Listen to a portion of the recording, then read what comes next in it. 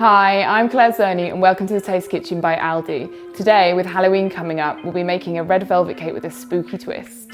So we're making a red velvet sponge today, and the difference with this one is that the raising agent is not baking powder, it's actually bicarbonate of soda and vinegar. And when you mix those together, it will fizz up, and that's what makes your sponge rise. So to make the sponge, we're going to start by creaming the butter and sugar together, and then get creaming it. Turn it on quite low to begin with. So while the mix is on, add your eggs one by one, making sure that you beat well in between each egg. And then once all the eggs are in, you can add your flour and your buttermilk, and you want to do those bit by bit.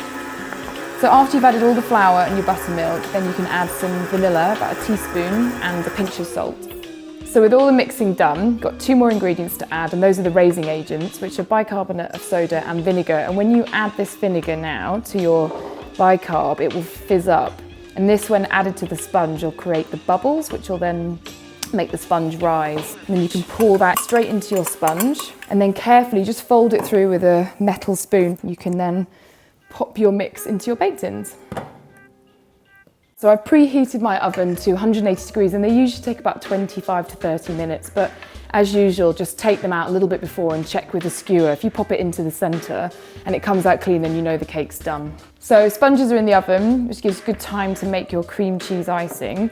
So first of all, you want to add your lemon zest into the bowl, and then you can add your butter.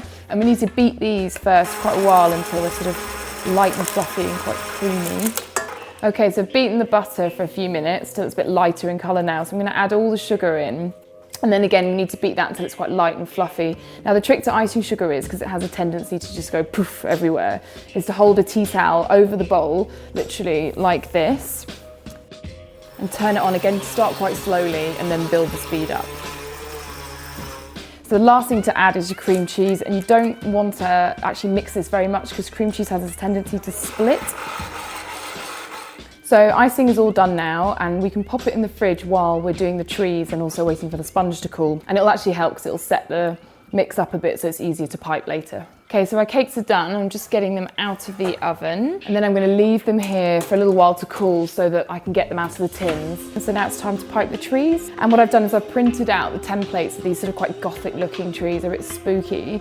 And I've put them under the baking paper here. And then I'm just going to temper my chocolate, and then we can pipe over using this template. Okay, so now assembling the cake, and what I've done here is I've stacked up the cool sponges and I've put the icing in between in quite even layers. So just now I'm finishing off the icing and smoothing it around, and this means that we'll be able to stick our trees on. Okay, so once you're happy with the sides and the top, you can pipe the rosettes. And just start in the middle and squeeze, and then basically go round in a sort of circle. Okay, so the last thing to add is the crumbs to the centre, and those have actually been made from blitzing in a food processor the rest of the sponge.